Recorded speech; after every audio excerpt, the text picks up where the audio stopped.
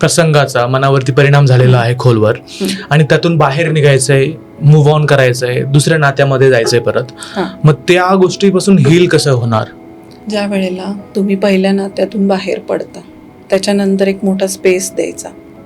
त्या स्पेसमध्ये तुम्ही काय काय केलं पाहिजे? सगळ्यात आधी आपण म्हणतो ना मेडिटेशन ही काय खूप मोठी प्रोसेस नाहीये. बर. शांत बसा आणि त्या शांततेत काहीच विचार मनात आणू नका.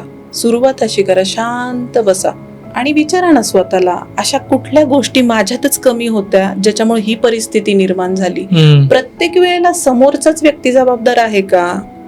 माझ्याकडून काहीतरी चुका घडल्यात म्हणून ही परिस्थिती मी माझ्या समोर आणलेली आहे. ती व्यक्ती जबाबदार असणारच, मी असं म्हणत नाही, 100% तर नसणारच ना.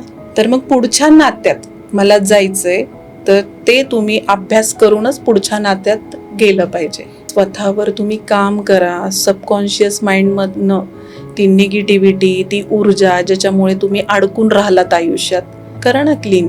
आणि मग तुम्ही विचार करू शकता जायचं की नाही.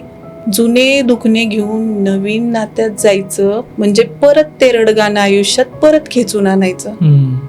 आणि आय चॅलेंज यू, तुम्ही आयुष्यभर पार्टनर बदलत राहाल पण तुम्ही स्थिर होऊ शकत नाही जोवर तुम्ही स्वतः बदलत नाही. बरोबर. स्वतःमध्ये चेंज करणं खूप महत्वाचं आहे. एक्झॅक्टली.